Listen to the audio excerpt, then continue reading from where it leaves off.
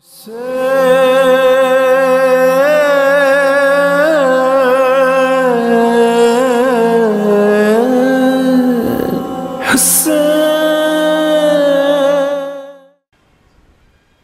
باللہ من الشیطان اللعین الرجیم بسم اللہ الرحمن الرحیم الحمد للہ رب العالمین الصلاة والسلام علی اشرف الانبیاء والمرسلین سیدنا و نبینا و مولانا بالقاسم محمد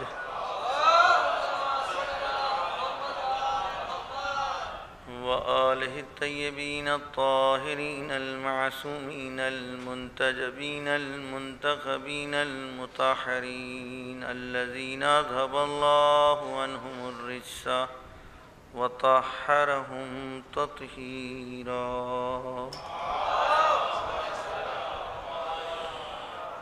لا سیما بقیت اللہ فی الارضین واللان علی اعدائہم اجمعین من یومنا ھذا الی قیام یوم الدین اما بعد فقد قال اللہ سبحانہ تبارک و تعالی فی محکم کتابہ وقولہ الحق بسم اللہ الرحمن الرحیم یا ایہا الذین آمنوا استجیبوا للہ وللرسول اذا دعاکم لما یحییکم صلوات بر محمد۔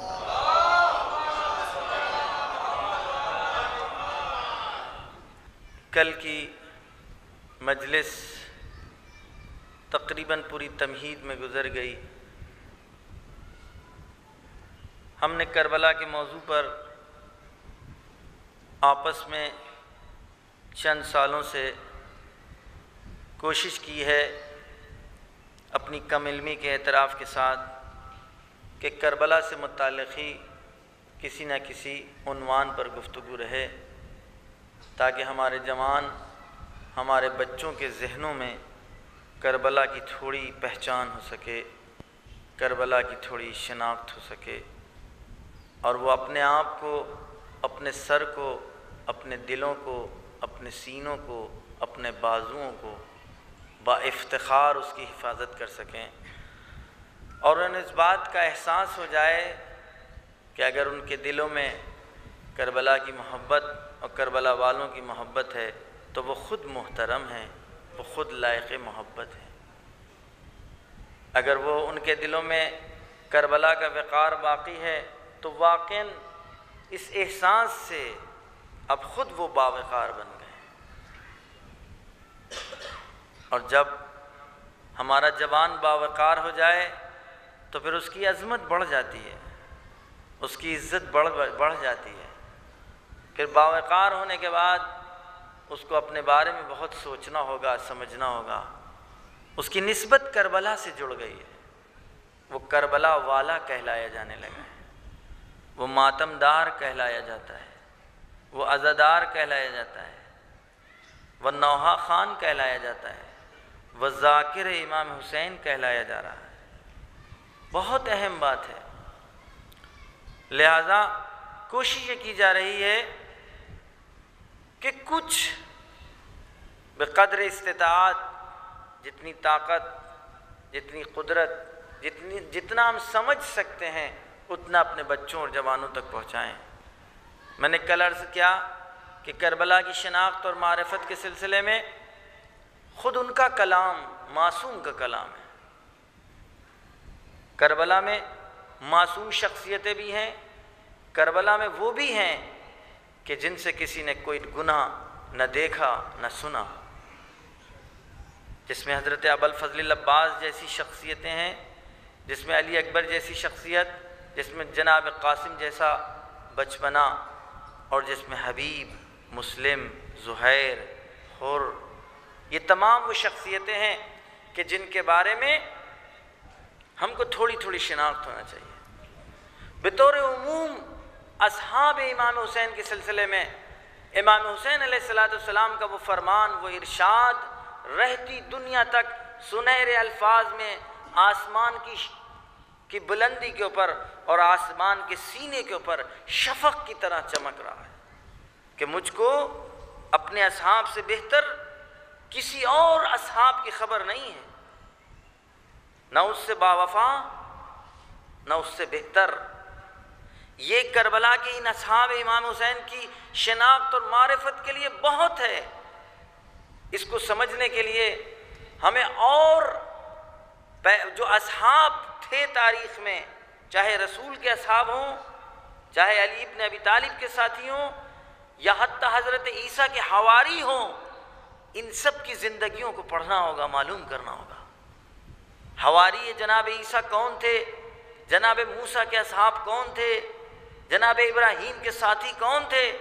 اس لیے کہ امام حسین کا یہ ارشاد، امام حسین علیہ السلام کا یہ فرمان پوری دنیا کے لیے، ابتدائے آدم سے لے کر خاتم تک جس کو ساتھی ملے سب کی تاریخ امام کے سامنے ہے۔ لہذا امام کی زبان سے نکلے ہوئے جملے خود امام کی شناخت کے لیے، امام کی ہدف کی شناخت کے لیے، امام کی قربانی، امام کی نہضت، امام کی تحریک کی معرفت، شناخت اور پہچان کے لیے سب سے اہم رول ادا کریں گے۔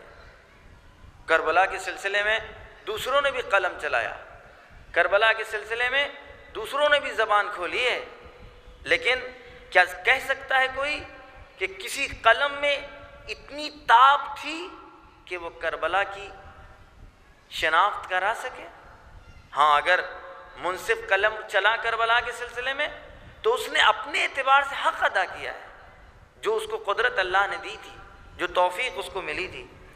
لیکن کربلا کے سلسلے میں خود کربلا والوں نے کیا فرمایا ہے،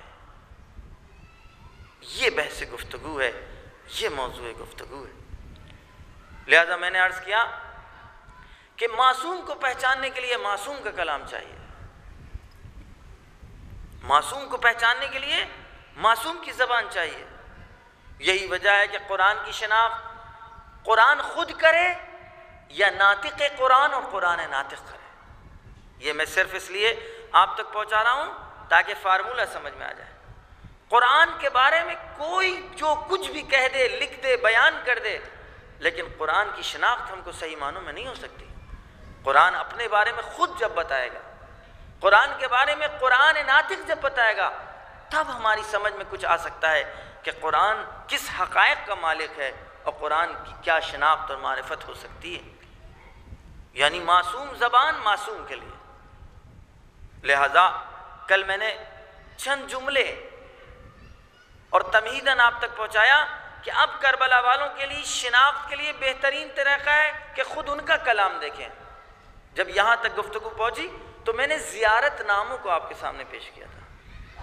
کچھ زیارتیں وہ ہیں کہ جو غیر معصوم نے مرتب کی ہیں، علماء نے، مجتہدین نے، فقہا نے، عرفا نے، بے معنی نہیں ہیں، بامعنی ہیں، لیکن بہرحال ایک عالم، ایک مجتہد کی شناخت و معرفت معصوم کے سلسلے میں کتنی ہو سکتی ہے؟ ہم سب سے زیادہ ہوگی۔ ایک معصوم، غیر معصوم جو در حد اجتہاد پہنچ چکا ہو، جس کی پوری زندگیاں علم اہل بیت میں گزری ہوں، جس نے زانو ادب طے کیا ہو احادیث رسول اور ائمہ کے سامنے، اس کی جو مرتب کردہ زیارتیں ہیں، ہم ان کو اٹھا کر کے دیکھیں تو ہمیں کچھ شناخت پتہ لگے گی، کچھ پہچان ہوگی کربلا والوں کے سلسلے میں، امام کے سلسلے میں۔ لیکن خود وہ زیارت نامے جو معصوم زبان سے صادر ہوئے ہوں، جو امام جعفر صادق علیہ السلام نے فرمائے ہوں، جو امام سید سجاد علیہ السلام سے صادر ہوں، اس میں جو معرفت ہمیں ملے گی، اس میں جو شناخت ملے گی، اس کا درجہ، اس کا مقام کہیں الگ ہوگا ان زیارتوں سے اور ان جملوں سے جو غیر معصوم نے مرتب کیا ہے۔ میں نے کل آپ کے سامنے عرض کیا، اسی بات کو پیش کرنے کے لیے کہ کربلا کی معرفت اور شناخت کے لیے ائمہ کے اقدامات دیکھنا ہوں گے۔ البتہ علماء کے اقدامات اپنی جگہ اہم ہیں، جو ابھی فی الحال ہماری شناخت کے لیے خود وہ بہت اہم ہے، لیکن بہرحال غیر معصوم کا اقدام ہے، وہ اس منزل تک نہیں پہنچ سکتا۔ لیکن معصوم کربلا والوں کے سلسلے میں کس طرح کے اقدامات کر رہا ہے اور کس طریقے سے روبرو ہو رہا ہے کربلا اور کربلا والوں کے سامنے، میں نے مثالاً آپ کے سامنے شاہداً پیش کیا تھا کہ کربلا میں کچھ مقامات ہیں، کیونکہ آج ظاہراً آج سے مجلس ڈائریکٹ ریلے ہو رہی ہے، اس لیے وہ باتیں جو کل گزر گئیں اس کو خلاصتاً میں بیان کرنا چاہ رہا ہوں کہ شناخت کربلا اور کربلا والوں کی شناخت اور معرفت کے سلسلے میں ہم کو ان اقدامات کے اوپر غور کرنا ہوگا کہ معصومین کے مقامات ہیں۔ جو لوگ زیارت کے لیے جا چکے ہیں وہ بخوبی واقف ہیں، جو نہیں گئے انشاءاللہ خداوند عالم جلد سے جلد ان کے لیے ایسے مقدمات فراہم کریں اور وہ ان مقامات پر جائیں۔ البتہ ہم لوگ زیارت کے لیے جاتے ہیں، نہ وہ درک، نہ وہ شعور، نہ وہ صلاحیت اور نہ وہ عرفان، نہ وہ شناخت، لہذا ڈھیاں جیسے کہتے نہیں چھونا، کسی صورت سے میرا ہاتھ زری تک پہنچ جائے۔ البتہ خود یہ ایک شرف ہے کہ میرا ہاتھ زری تک پہنچ جائے، لیکن معصومین نے جو ہمارے سامنے سنت پیش کی ہے، سیرت پیش کی ہے، وہ کچھ اور ہے۔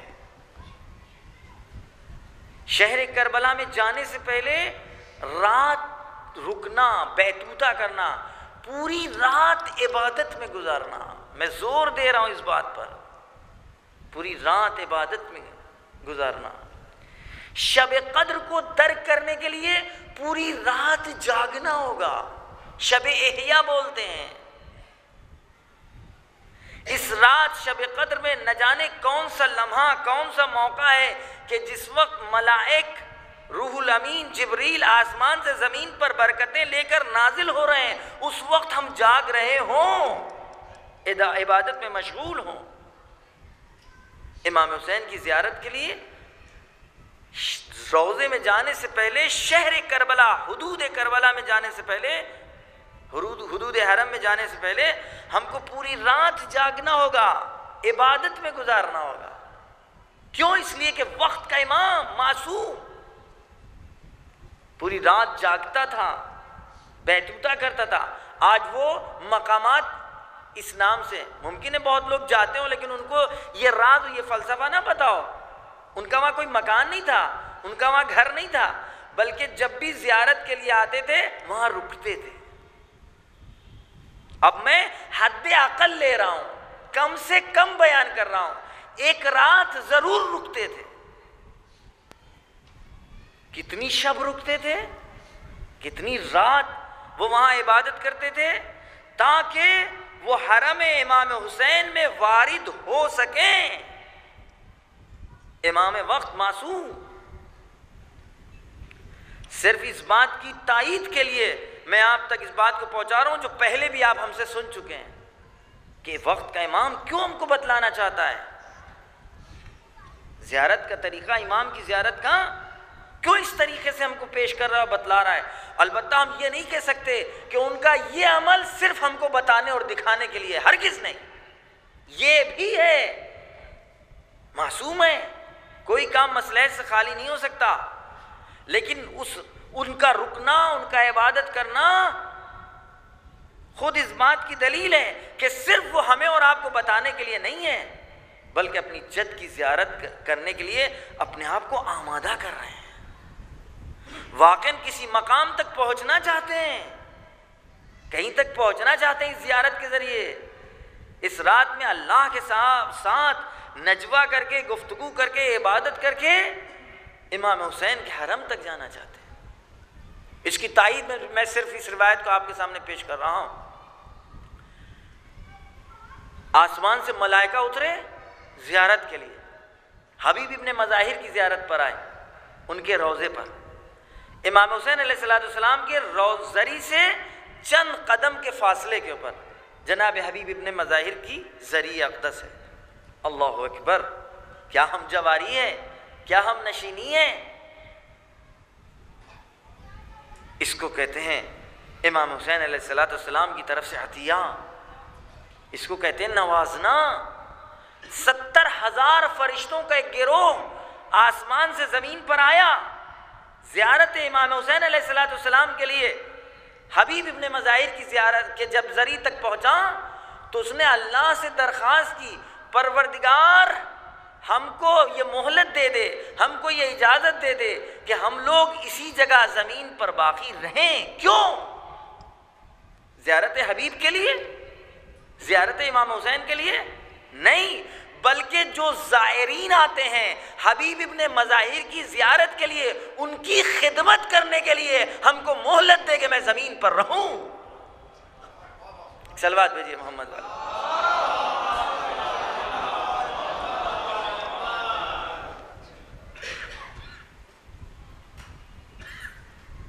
ملائکہ مخلوق نوری جن کی خلقت نور سے ہے، جن کی زندگی میں عبادت کے علاوہ کچھ ہے ہی نہیں، یا زبان پر سبوحون ہے، یا قدوسون ہے، یا لا الہ الا اللہ ہے، یا سبحان اللہ ہے، یا والحمدللہ ولا الہ الا اللہ واللہ اکبر، جن کی زبانوں سے مستقل صادر ہو رہا ہے، جو یا رکوع میں ہے یا سجود میں ہے یا قیام کی صورت میں ہے، وہ یہ تمنا کر رہے ہیں پروردگار ہم کو خدمت زائرین حبیب ابن مظاہر کا موقع دے۔ میں آپ سے پوچھنا چاہتا ہوں، جس وقت یہ ملائکہ اور یہ فرشتے خدمت کے لیے کہہ رہے ہیں تو کیا رکوع کر پائیں گے؟ کیا سجود کر پائیں گے؟ کیا قیام کر پائیں گے؟ کیا مطلب ہوا؟ رکوع کے اوپر خدمت زائر کو ترجیح دے رہے ہیں، سجدے کے اوپر خدمت زائر کو ترجیح دے رہے ہیں، اور اپنی مرضی سے نہیں، اللہ سے اجازت مانگ رہے ہیں، اللہ سے مہلت مانگ رہے ہیں، اللہ سے درخواست کر رہے ہیں، اور خدا نے ان کو یہ مہلت دی، خدا نے ان کو یہ موقع دیا تاکہ بتائیں خدمت خادم امام حسین کا درجہ اور مقام کیا ہے۔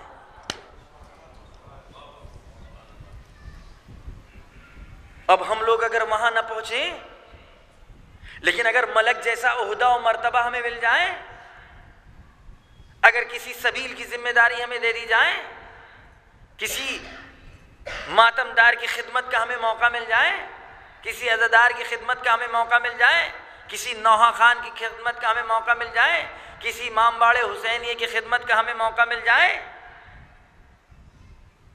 تو یہ اللہ کی طرف سے انتخاب نہیں؟ اگر واقعاً ہمارے دل میں یہ جذبہ، یہ نیت، یہ حوصلہ ہو کہ اگر ہم وہاں ہوتے تو وہاں آنے والے زائرین کی خدمت کرتے، تو خدا کی قسم ان امام باڑوں میں آنے والے جو زیارت کے لیے آتے ہیں ان کی خدمت کرنے کا بھی وہی جزا، وہی ثواب ہوگا، کیونکہ وہاں دینے میں کمی نہیں ہے۔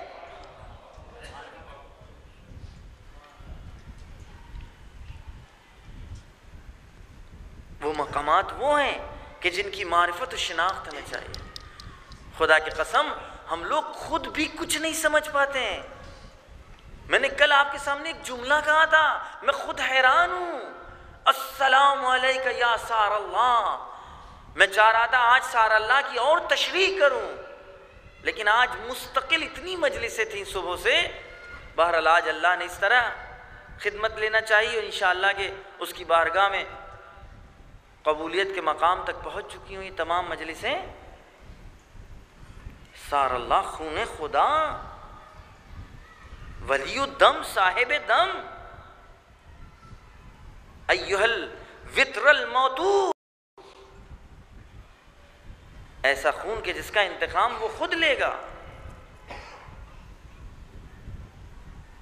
یہ وہ جملے ہیں، وہ کوڈ ہیں کہ جن کو باقاعدہ ہمیں سمجھنا اور سمجھانا ہوگا۔ میں وہی کل والی باتیں اس لیے دہرا رہا ہوں تاکہ ہمارا بعد والا کلام و بعد والی گفتگو جو آج سے جڑے ہیں، خاص طور سے آج کے ان وسائل کے ذریعے سے وہ ان کے لیے ربط ہو. ہمیں امام حسین علیہ السلام کے سلسلے میں گفتگو کرنا ہے. یہ وہ بارگاہ ہے, یہ وہ دربار ہے کہ جہاں نمبر بٹتے ہیں پیغمبروں کو, موسیٰ, عیسیٰ, ابراہیم خلیل اللہ کو, کب کس موقع کے اوپر کون سا پیغمبر زیارت کے لیے اترے گا اور آئے گا. روایتیں میرے سامنے. فوج یصعد و فوج ینزل, ایک فوج صعود کرتی ہے, ایک فوج اترتی ہے. ایک ساتھ تمام ملائکہ کو اجازت نہیں ہے کہ ایک ساتھ سارے ملائکہ اتر آئیں. میں آپ سے پوچھنا چاہتا ہوں, کیا حرم امام حسین علیہ السلام میں اتنی گنجائش نہیں کہ سارے ملائک اتر آئیں؟ مخلوق نوری ہے, نوری مخلوق کو زمینی جگہ نہیں چاہیے, نوری مخلوق کو وسعت نور چاہیے. انا وعلی من نور واحد, ہم اور علی ایک ہی نور کے دو جز ہیں. اور جب یہ نور شق اور اس میں شقیں پیدا ہوتی ہیں تو اسی نور سے فاطمہ, اسی نور سے حسنین علیہ السلام.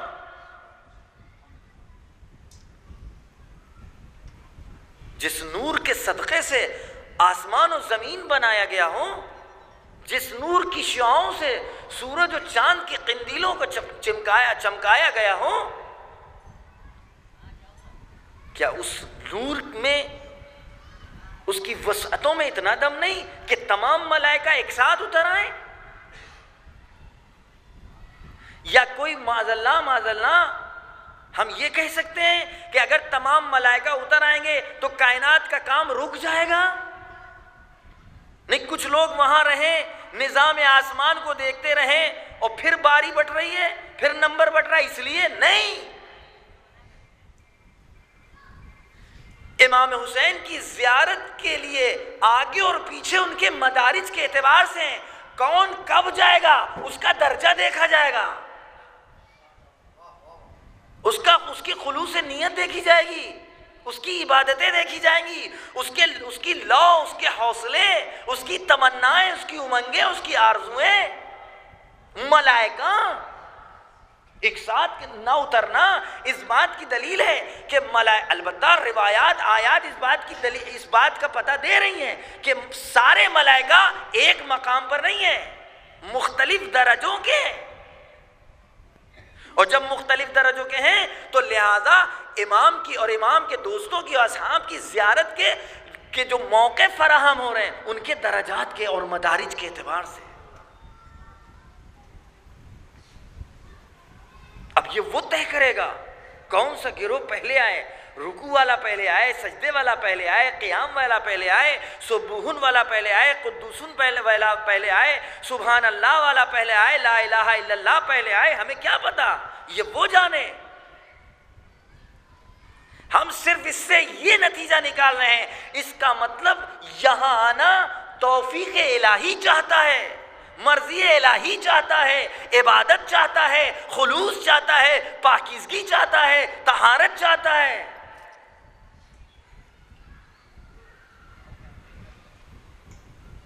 دنیا میں بھی ایسا ہی ہے. شاید میں نے پہلے یہ واقعہ آپ تک پہنچایا تھا, بیان کیا تھا.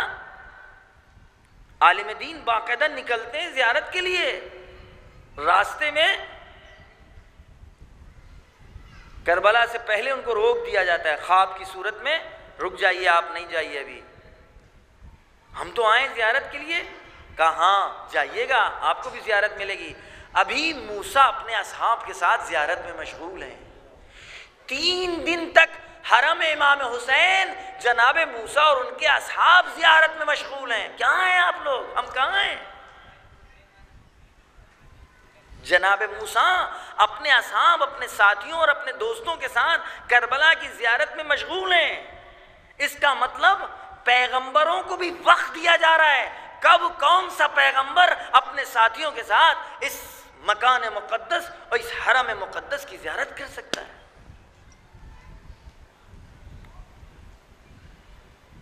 لہذا میں نے کل اس زیارت وارثہ کے چند جملے آپ تک پہنچائے تھے، اور انشاءاللہ اگر خدا نے توفیق دی تو معصوم کی زبان سے نکلے ہوئے جو زیارت نامے اس کے چند ایک جملے ہم آپ تک روزانہ پہنچاتے رہیں گے، تاکہ کچھ ہمیں اپنی وقت، اپنی عظمت، اپنے شرف کا پتہ لگے کہ ہم کیا ہیں۔ ہم عادتوں والا مذہب نہیں لیے ہوئے، ہم رسم و رواج والا میرے پاس مسلک نہیں ہے، ہمارا مذہب مسلک قربانیوں والا ہے، شناخت اور معرفت والا ہے۔ آج کربلا کا تذکرہ اس لیے ہے کہ کربلا نے اپنے آپ کو خود زندہ رکھا ہے، اس کی واقعیت نے، اس کی سچائی نے۔ یہی وجہ ہے کہ مستقل آپ بزرگوں سے یہ سنتے رہتے ہیں کہ کربلا کو ہم نے باقی نہیں رکھا ہے، بلکہ کربلا نے ہم کو باقی رکھا ہے۔ اور دنیا والوں کو جو ہم دعوت دیتے رہتے ہیں صرف اس بنا پر، ہم چاہتے ہیں کہ وہ بھی اس راز کی طرف متوجہ ہو جائیں، اس راز کو سمجھ جائیں کہ اگر وہ باقی رہنا چاہتے ہیں، اگر وہ سرخرو ہونا چاہتے ہیں، اگر رسول اکرم سے سامنا کرنا چاہتے ہیں، اگر خدا کی بارگاہ میں پیش ہونا چاہتے ہیں سر بلندی کے ساتھ، تو کربلا سے جڑنا ہوگا، کوئی راہ فرار نہیں ہے۔ کربلا خاندانوں کی جنگ نہیں تھی، کربلا قبیلوں کی جنگ نہیں تھی، کربلا شہزادوں کی جنگ نہیں تھی، کربلا دو بادشاہوں کی جنگ نہیں تھی، کربلا دو نظریوں کی جنگ تھی، کربلا دو دینوں کی جنگ نہیں تھی، بلکہ دین اور بے دینی کی جنگ تھی۔ کربلا دو عقیدوں کی جنگ نہیں تھی، کربلا عقیدہ اور بے عقیدے کی جنگ تھی۔ کربلا دو خداؤں کی جنگ نہیں تھی، کربلا ایک طرف خدا اور ایک طرف خدا نہیں، اس کی جنگ تھی۔ اس لیے کہ دو عقیدوں کی جنگیں رہی ہیں، دو دینوں کی جنگیں رہی ہیں، ایک نظریہ قائم ہو گیا کہ نہ خدا ہے، نہ رسول ہے، نہ وحی ہے، کچھ نہیں ہے۔ مسلمان اس نازک پہلو کی طرف غور کریں۔ امام حسین نے پرچم پورے عالم انسانیت کی طرف سے اٹھایا تھا۔ یہی وجہ ہے آج صرف حسین ہمارے نہیں ہیں، آج صرف شیعوں کے نہیں ہیں، صرف مسلمانوں کے نہیں ہیں، انسان کو بیدار تو ہو لینے دو، ہر قوم پکارے گی ہمارے ہیں حسین۔ ہماری مجلسوں کا ہدف، ہمارے جلوسوں کا ہدف، ہماری رہنمائیوں کا ہدف، ہماری ماتمی دستوں کا ہدف، ہماری سبیلوں کا ہدف، ہمارے تبرکات کا ہدف صرف اور صرف یہ ہونا چاہیے کہ ہم دوسروں کو بیدار کریں، دوسروں کو بتائیں، دوسروں کو سمجھائیں کہ آج کیا ہے، کربلا کیا ہے، کربلا میں کیا ہوا۔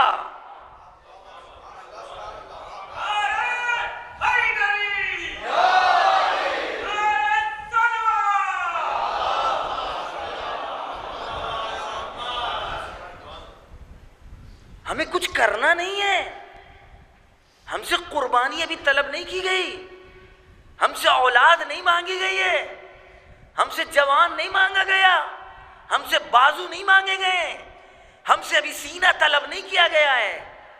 ہم سے یہ کہا جا رہا ہے جو کچھ ہم نے پیش کیا ہے تم دنیا کے سامنے صرف بتا دو، اپنی حرکات و سکانات سے، اپنے لباس سے، اپنی اداؤں سے، اپنی گفتار سے، اپنی نگاہوں سے۔ وکٹوریا اسٹریٹ کے اوپر جب آپ علمی دستہ لے کر نکلیں تو یہ نہ سمجھیں کہ صرف آپ اپنے لیے ماتم کر رہے ہیں، آپ کو بتانا ہے کہ یہ ماتمی دستہ کیوں نکال رہے ہیں۔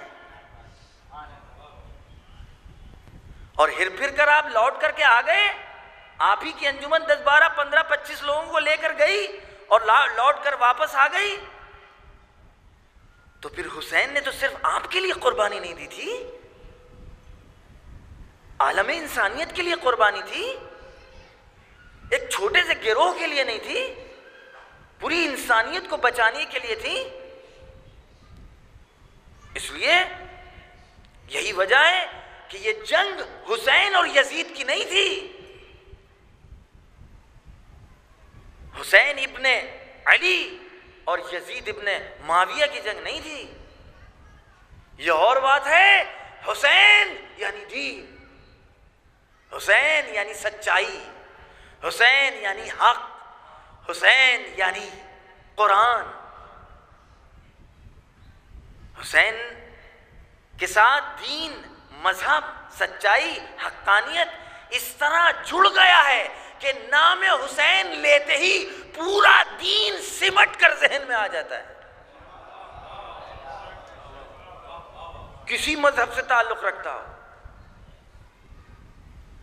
اسلام کا کوئی بھی فرقہ ہو، نام حسین جب اس کے ذہن میں آتا ہے تو سب کچھ آ جاتا ہے کہ اس نے قربانی کیوں دی تھی. ہم صرف مصائب کی حد تک پڑھتے ہیں اور سناتے ہیں.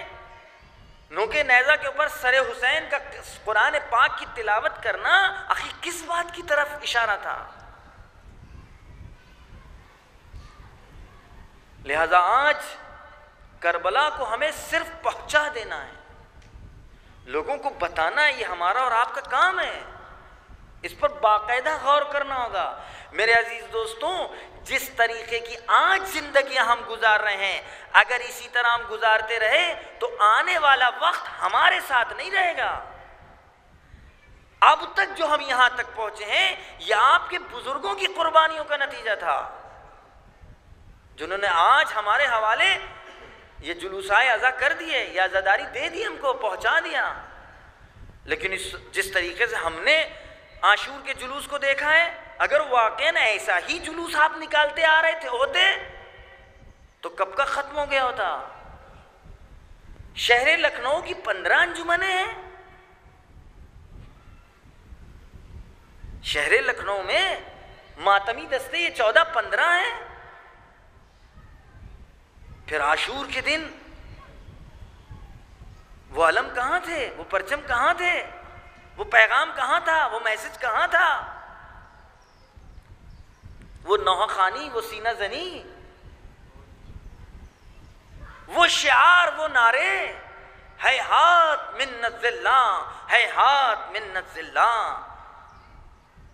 ذلت ہم سے دور ہے، ذلت ہم سے دور ہے.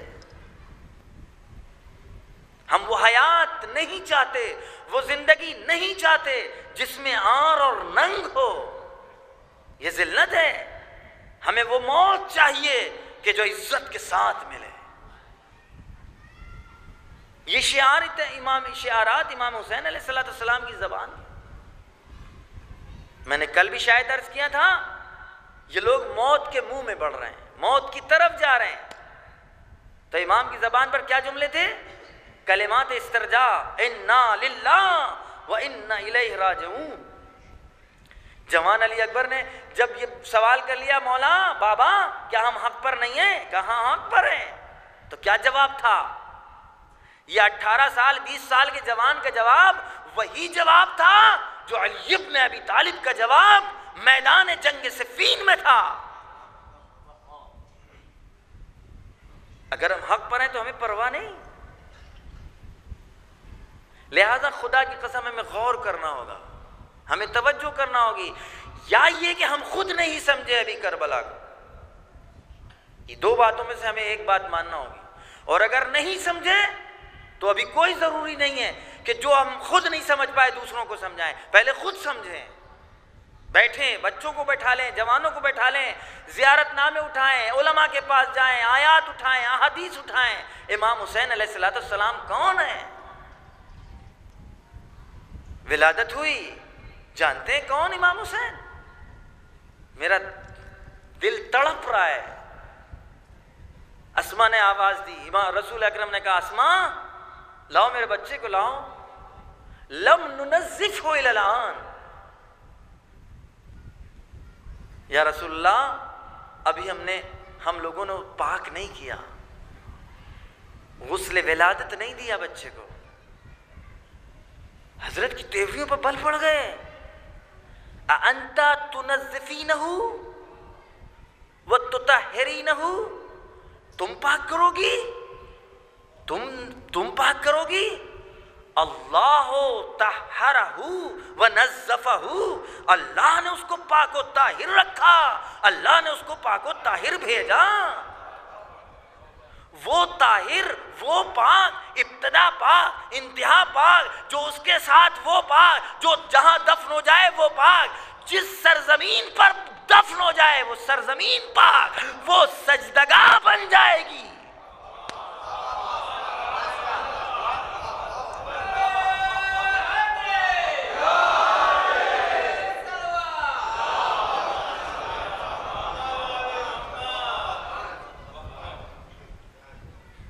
اللہ نے اس کو پاک کیا ہے، اللہ نے پاک رکھا ہے، تم پاک کرو گی۔ اسما کوئی معمولی کسی خاتون کا نام نہیں ہے۔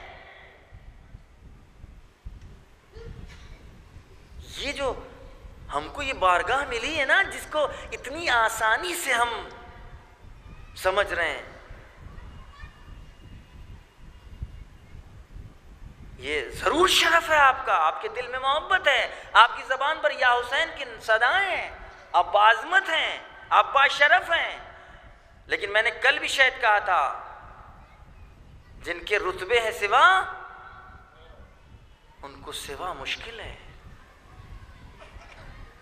آپ نام حسین لینے کے بعد اب عظیم ہو گئے، شریف ہو گئے، باشرف ہو گئے، باعزت ہو گئے، اما ذمہ داریاں بڑھ گئی ہیں۔ اب آپ عام پتھروں کی طرح نہیں ہیں، کم سے کم اتنی عظمت تو ہو گئی کہ امام باڑے کا جز بن گئے، ماتمی دستوں کا جز بننا اس پتھر کے برابر تو ہیں جو پتھر کسی حسینی اور امام باڑے میں لگ جائے ایک مرتبہ۔ میں اس سے پہلے بھی بیان کر چکا ہوں یہ بات، لیکن یہ وہ باتیں ہیں جو مستقل ہمارے بچوں اور جوانوں کے سامنے تکرار ہونا چاہیے، کہ وہ غور کریں وہ کون ہے، کیا ہے۔ آخر اسی شہر میں عزاداری ہوتی تھی۔ میں بہرحال ہم اپنے بزرگوں کے سامنے بچہ ہیں، لیکن پھر بھی بہرحال ہمارا ایک سن گزر گیا، کتنی عظمت کے ساتھ، کتنے احترام کے ساتھ۔ قمازنی لگانے والے کتنے احترام سے ہوتے تھے، ایک مخصوص دستہ ہوتا تھا، مرثیے کے چند جملے پڑھے جاتے تھے، قما کو علم سے مس کیا جاتا تھا، اس کے بعد ایک آدمی کھڑا رہتا تھا اور پھر وہ قما لگاتا تھا۔ جب وہ مرثیے کے بول ختم ہو جاتے تھے تو پھر وہ قما لگاتا تھا، اور اب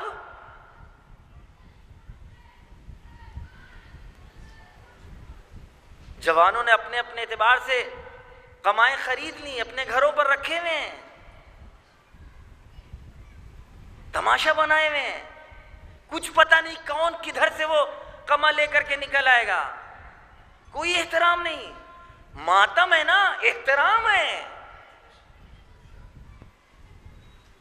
پہلے سینہ زنی آنکھ کے ماتم کا آپ دیکھ لیں، میں بھی کر چکا ہوں آنکھ کا ماتم۔ آنکھ کے ماتم کرنے کے لیے غسل کر کے جائیے، ماتم کرنے سے پہلے آپ کو روضے کے اندر بیٹھنا ہوگا۔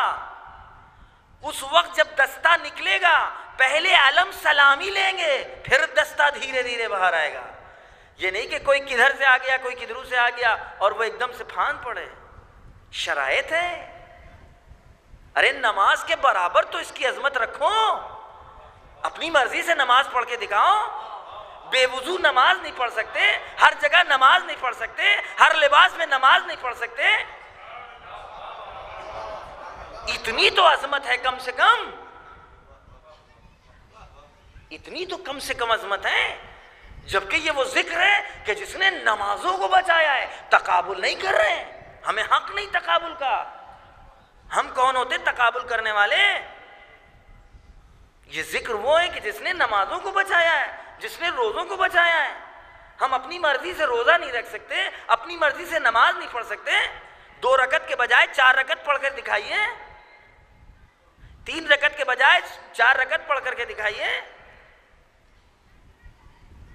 11:54 پر اذان ہوگی، آپ 11 بجے پڑھ لیے، کہیے میں بہت زیادہ عبادت گزار ہوں، مجھے بے چینی ہو رہی ہے، ہم چاہتے ہیں پہلے نماز پڑھ لیں۔ پڑھ کے بتائیے۔ نہیں پڑھ سکتے نا، دائرے قانون میں۔ عشق عشق کا بھی قانون ہوتا ہے، محبت کا بھی قانون ہوتا ہے. اما عشق کے قانون وہی بتائیں گے جنہوں نے کبھی کسی سے عشق کیا ہو. جو اہل بیت کی بارگاہ سے عشق کیے ہوئے ہیں وہ بتائیں گے کہ عشق کے قوانین کیا ہیں، عشق کی شرطیں کیا ہیں. البتہ میری اس تقریر کرنے سے ہم خود اپنے آپ کو تو راضی کر رہے ہیں، لیکن یہ میرا جوان، میرا بچہ آنے والے جلوس میں کیا کرے گا؟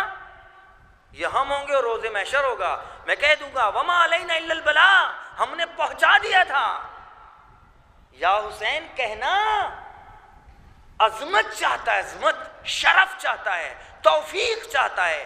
ہر ایک یا حسین نہیں کہہ پاتا. یہی وجہ ہے کہ ہم ہر ایک سے توقع بھی نہیں رکھتے کہ سب کہیں یا حسین، سب کہیں. ہاں بتاتے رہتے ہیں یا حسین کہنے میں فائدہ ہے، یا حسین کہنے میں سعادت ہے، یا حسین کہنے میں کمال ہے، یا حسین کہنے میں نجات ہے، یا حسین کہنے میں دنیا بھی سنورے گی یا آخرت بھی سنورے گی. ایک صلوات بھیجیے محمد.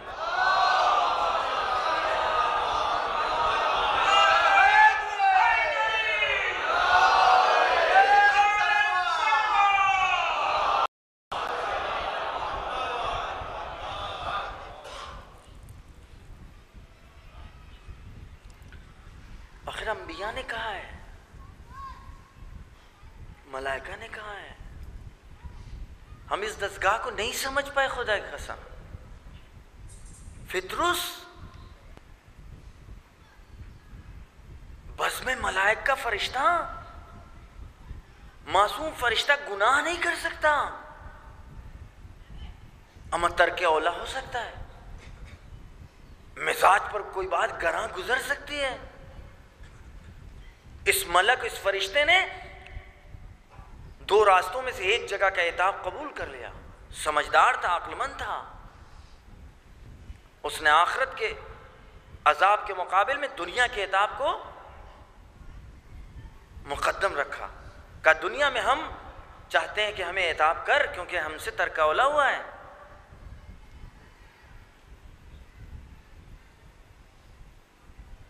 اور جناب امام حسین علیہ السلام کی ولادت ہے. حسین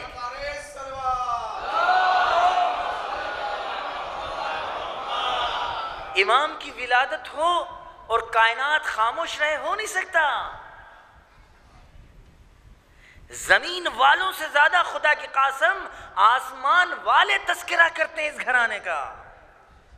اور کبھی وقت آ گیا تو میں بتاؤں گا، آسمان پر تذکرہ زیادہ ہوتا ہے. ارے زمین ہے کیا آسمان کے مقابل میں؟ زمین کی کتنی وسعت ہے، کتنی وقت ہے.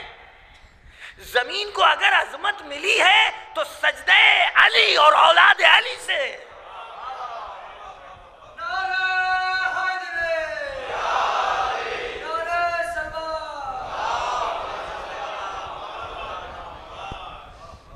زمین کی کتنی وسعت ہے. زمین ایک سیارہ ہی تو ہے. اس سیارے کی وسعت ستاروں کے مقابل میں کتنی ہے؟ ستارہ، تارا جو ہم دیکھتے ہیں، ستارہ چاند سے چھوٹا، چاند سورج سے چھوٹا.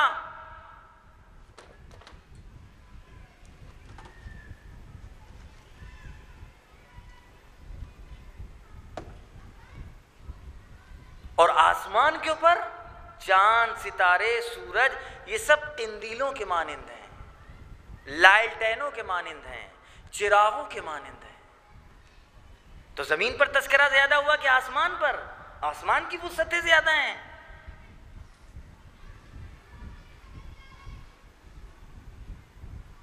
اور وہ ملک نے دیکھا کہ یہ سارے ملائکہ کہاں جا رہے ہیں، جس کے آگے آگے جبریل بھی ہیں. جبریل جاتے جاتے مشورہ دے کر کے گئے. آج یہ جو ہم تقریریں کرتے ہیں، مجلسیں پڑھتے ہیں، یہ لوگوں کو مشورہ دیتے ہیں، بتاتے ہیں، سمجھاتے ہیں. یہ موقع ہے، بارگاہ حسینی ایک موقع ہے، کربلا ایک موقع ہے، محرم ایک موقع ہے، عزاداری ایک موقع ہے. چاہو تو بخشوائے جا سکتے ہو. یہ گھر گھرانہ وہ ہے جو ماضی کے بارے میں گفتگو نہیں کرتا. اگر حقوق ناس نہیں تمہاری گردن پر تو ماضی کے بارے میں تم سے گفتگو نہیں کرے گا. اب سدھر جاؤ, ابھی سویرا. ایک سلوات بھیجیے محمد والے.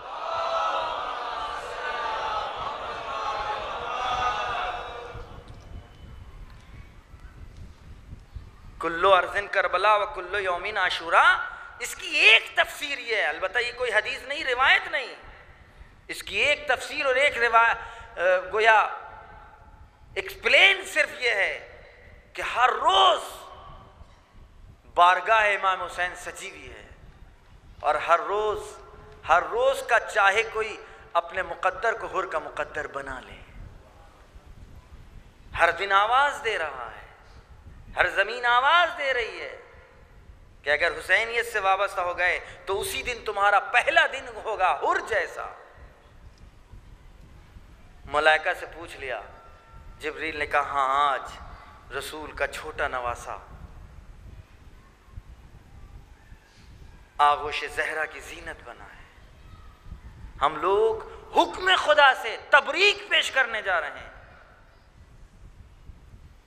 فطرس کی درخواست پر کہ کیا مجھے بھی اجازت ہے.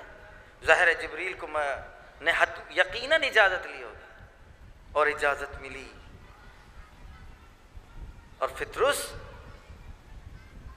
رسول اکرم کی اس بارگاہ میں پہنچے کہ جہاں سارے ملائک تبریک کے لیے آ رہے تھے, یہ کے بعد دیگرے, یہ کے بعد دیگرے. فطرس کی خبر لگی, حضرت نے کیا فرمایا, کہا جاؤ اس گہوارے سے اپنے آپ کو مس کر لو. یہ وہ بارگاہ ہے جو میں عرض کرنا چاہتا ہوں, وہ یہ کہ اس کو ہم لوگ آسان نہ سمجھیں.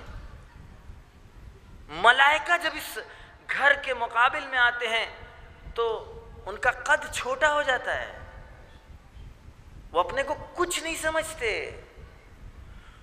وہ اپنا تعارف ملک کہہ کے نہیں کراتے, سردار کہہ کے نہیں کراتے, وگرنہ جنت کا رضوان, اتنی بڑی جنت, آتا کہتا میں رضوان جنت ہوں, لیکن یہ تعارف نہیں کرایا.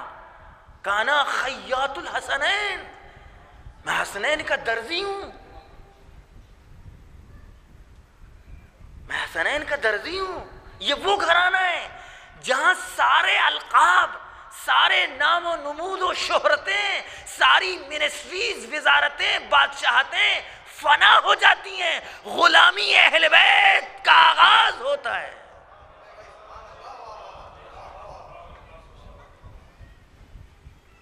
کم سے کم ہم اتنا اس رضوان جنت سے سمجھ لیتے ہیں, سبیل کے اوپر نہ لکھواتے محمد میاں عابدی کی طرف سے سبیل نہیں, رضوان جنت. ہمارا رضوان جنت بن کر کے آنا تم کو شرف نہیں بخشے ملے گا, تم عظیم نہ ہوگے, تم بزم ملائک میں تو رضوان جنت بن کر ممتاز ہو سکتے ہو, لیکن جب زمین پر آؤ گے اس ڈیوڑی پر تو یہ امتیاز محو ہو جائے گا. کوئی نہ کوئی اس گھرانے کی نسبت لینا ہوگی, تمہیں اس سے اپنے آپ کو جوڑنا ہوگا.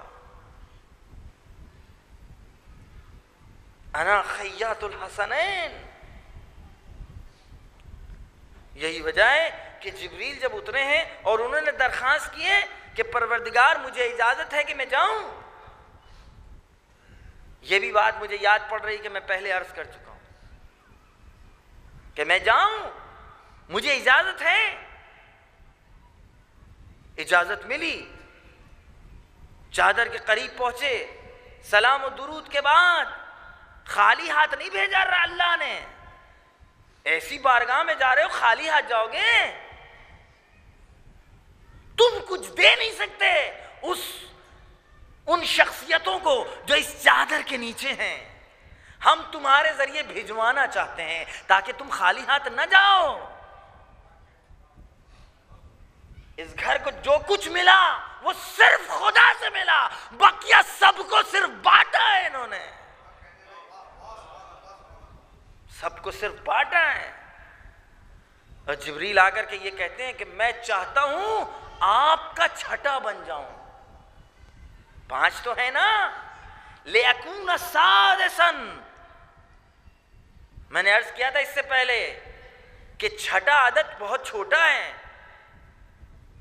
10واں کہتے، 12واں کہتے، 1,00,000واں عدد کہتے ہیں، لیکن نہیں، ان کو ان کے ساتھ جڑنا ہے، وہ چھٹا کہ جس میں 5 پنجتن ہو، وگرنہ 1,24,000 کا 1,24,001 بن جاتے، لیکن نہیں، ان پنجتن پاک کا چھٹا، لِيَكُونَ سَادِسًا۔ یہ وہ گھرانہ ہے کہ جس کی محبت، جس کا سرمایہ، جس کی دولت ہمیں اور آپ کو اس طرح ملی ہوئی، جس کا تذکرہ کرنے اور سننے اور سنانے کے لیے خداوند عالم نے ہمیں توفیق دی ہے۔ بہت ناز ہے، بیچ سے ہٹو، نہ جانے صفے باندھے کھڑے میں ہیں کہ انسانی شکل میں جا کر ہم مولا مولا کریں گے۔ خدا کی قسم، پردے ہٹے تو نظروں کے سامنے سے، تب پتہ لگے گا کہ نہ جانے کتنے ملائک چاہتے تھے مجلسوں میں جا کر کے بیٹھنا، مجلس سے پڑھنا، وگرنہ اتنے واقعات جو ہم تک نقل ہوئے ہیں کہ صحرا میں کوئی نہیں لیکن صدائیں گونج رہی ہیں، یا حسین یا حسین یا حسین۔ کون لوگ تھے وہ؟ جن بھی ہو سکتے ہیں، لیکن جن ہی پر کیوں شرط ہے کہ جن ہی ہوں گے؟ ملک نہیں ہو سکتے، فرشتے نہیں ہو سکتے، اس لیے کہ ان کا نام لینا انسان کو شرف دیتا ہے، عزت بخشتا ہے۔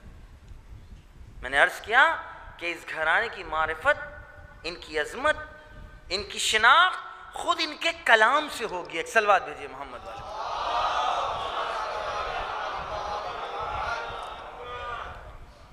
میں نے کل جو باتیں عرض کی تھی جس میں زیارت وارثہ کے وہ جملے، السلام علیکہ یا وارثہ آدم صفوت اللہ، السلام علیکہ یا وارثہ نوح نبی اللہ، السلام علیکہ یا وارثہ ابراہیم خلیل اللہ، یہ ارث منتقل ہو رہا ہے حسین کی ذات تک۔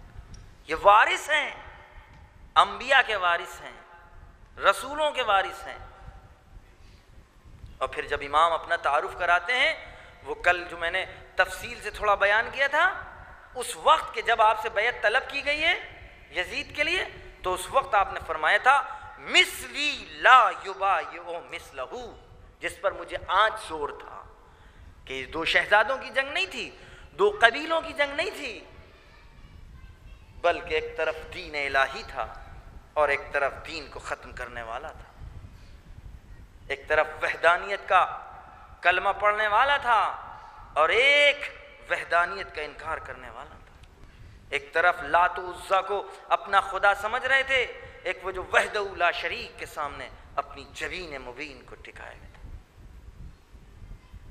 ایک طرف عقیدہ الہی تھا، عقیدہ نبوت تھا، عقیدہ معاد تھا، اور ایک طرف ان تمام چیزوں کا انکار تھا۔ خود فیصلہ، خود کی عدالت تھی، لہذا امام حسین علیہ السلام نے جب انکار بیعت کیا ہے تو یہ نہیں کہا کہ حسین ابن علی یزید ابن معاویہ کی بیعت نہیں کرے گا، بلکہ فرماتے ہیں مثلی لا یبایع مثلہ، مجھ جیسا اس جیسے کی بیعت نہیں کرے گا۔ ایک صلوات بھیجیے۔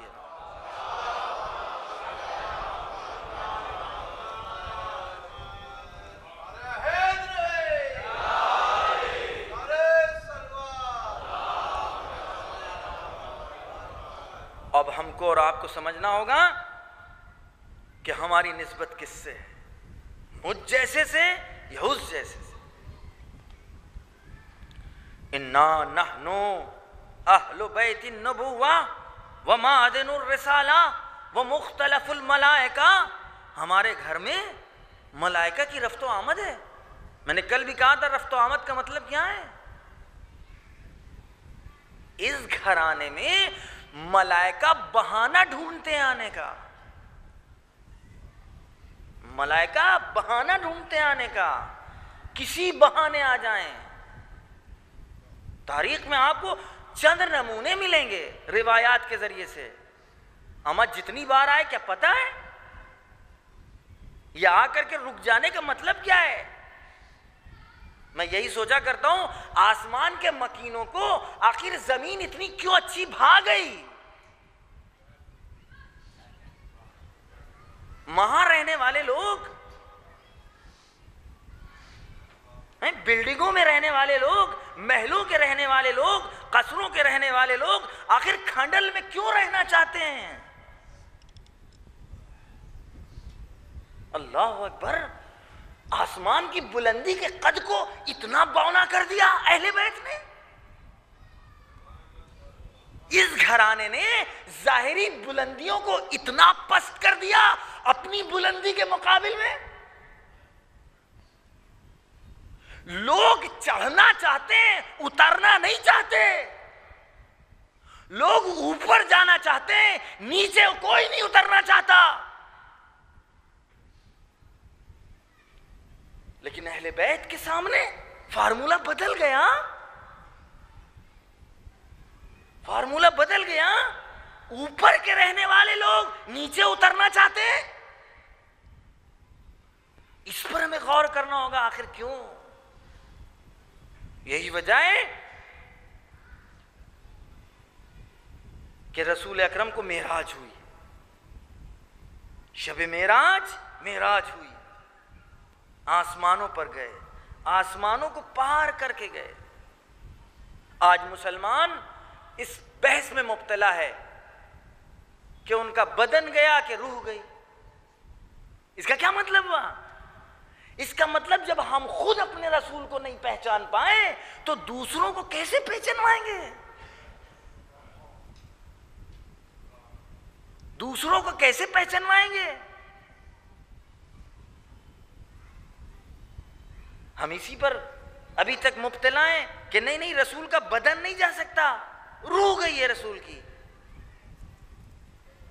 آج تک تعجب ہے۔ مرحوم علی نقی صاحب کہا کرتے تھے کہ تعجب کس بات پر ہے؟ آیا وہ خود سے گیا یا خدا لے گیا؟ آیت یہ نہیں کہہ رہی ہے بندہ خود سے گیا، آیت یہ کہہ رہی ہے سبحان الذی اسری بعبدہ لیلا من المسجد الحرام الی المسجد الاقصی الذی بارکنا حولہ لنریہ آیاتنا۔ آیت تو یہ کہہ رہی ہے بابرکت ہے وہ ذات، سبحان اللہ سبحان اللہ۔ کیا کہنا اس خدا کا جو اپنے بندے کو لے گئی؟ اب تعجب آخر کس پر ہے؟ میں ابھی تو یہ کہہ رہا تھا جب رسول سمجھ میں نہیں آئے، نہیں اپنے الفاظوں کو واپس لے رہا ہوں، جب اپنے خدا پر ابھی یقین نہیں، جب اپنے اللہ کی قدرت پر ابھی شک ہے تو ابھی تو ہم دائرہ اسلام ہی میں نہیں آئے۔ جب قدرت خدا پر شک تو رسول تک پہنچ ہی نہیں سکتے ہیں۔ صلوات بھیجیے محمد۔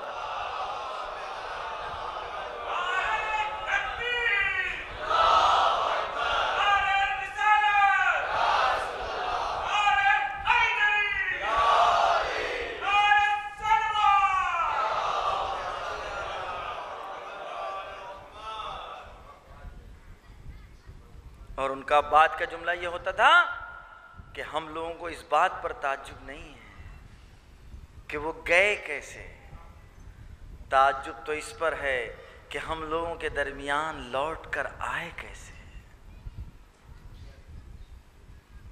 ہم قدر نہ شناس، ہم نے ان کو پہچانا نہیں، انہوں نے اپنی اولادوں کو قربان کر دیا، اپنے گھرانے کو قربان کر دیا تاکہ ہم انسان بن جائیں۔ مسلمان نہیں، مسلمان تو داڑھی رکھ لینے سے ہو جاتا ہے، ٹوپی پہن لینے سے مسلمان ہو جاتا ہے، کرتا پیجامہ پہن لینا یعنی ہم مسلمان بن گئے؟ نہیں، رسول مسلمان سے پہلے انسان بنانا چاہتے تھے۔ تم انسان پہلے بن جاؤ۔ لہذا جب تم اپنے رسول کو نہیں پہچان پائے، جتنی مجھ کو اذیت ہوئی اتنی اس سے پہلے کسی نبی کو اذیت نہیں ہوئی۔ میں پوچھنا چاہتا ہوں کون سی اذیت رسول اکرم کو ہوئی جو آپ کی حدیث ہے، متفق علیہ حدیث ہے؟ جناب زکریا کو تو آرے سے کاٹ دیا گیا، جناب یحییٰ کو تو ذبح کر دیا گیا، جناب عیسیٰ کو اتنا مجبور کر دیا کہ خداوند عالم نے چوتھے آسمان پر بلا لیا، جناب نوح پر اتنے پتھر مارے جاتے تھے کہ پتھروں میں چھپ جاتے تھے۔ رسول اکرم کے ساتھ یہ سب تو کچھ نہیں ہوا، ذبح تو نہیں کیا گیا، آرے سے کاٹا تو نہیں گیا، اتنے پتھر مارے تو نہیں گئے کہ پتھروں میں چھپ جائیں۔ پھر کیوں فرما رہے ہیں کہ جتنی مجھ کو اذیتیں ہوئی اتنی کسی نبی کو نہیں ہوئی؟ اس کا مطلب نبی ظاہری طور پر اس دنیا سے چلے گئے تھے، جتنی اذیتیں اولاد رسول کو ہو رہی تھیں، جتنی اذیتیں فاطمہ کو ہوئیں، جتنی اذیتیں علی کو ہوئیں، جتنی اذیتیں حسن علیہ السلام کو ہوئیں، جتنی ایذا رسانی امام حسین علیہ السلام کے ساتھ ہوئی، سب کی سب رسول کہتے ہیں مجھ کو ہوئی،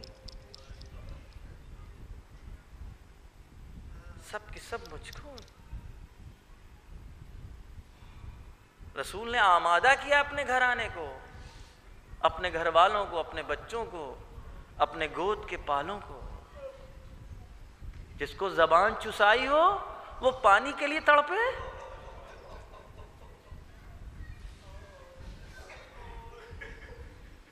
ہیں جس کے گلے کا بوسہ لیا ہو اس کے گلے پر خنجر چلایا جائے، جس کو اپنے شانے پر بٹھالا ہو اس پر گھوڑے دوڑائے جائیں۔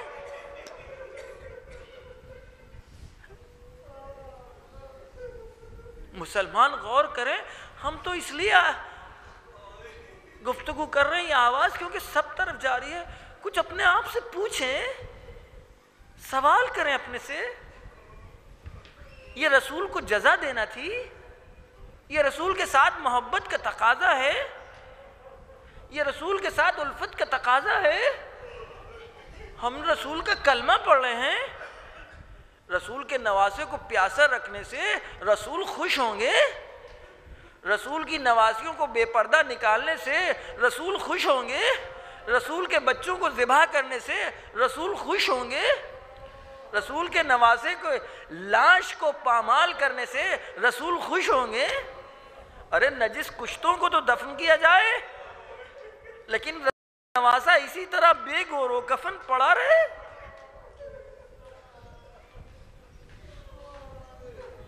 جناب زہیر کی زوجہ نے کفن بھیجا، خبر لگی تو اپنے غلام کو بلایا، کہا جاؤ یہ میری آخری خدمت ہے، جو کفن لے جاؤ اور اپنے آقا کو جا کر کے کفن پہنا دینا۔ غلام آیا، مقتل میں پہنچا، لاشوں کو دیکھا، کفن لے کر واپس چلا گیا۔ زوجہ زہیر نے اپنے غلام کو دیکھا کہ کفن لیے ہوئے واپس آ گیا۔ زوجہ زہیر کہتی ہے کہ میں نے تم سے کہا تھا نا کہ یہ آخری زحمت ہے، ارے تم کو جس کام کے لیے بھیجا تھا تم واپس کیوں چلے آئے؟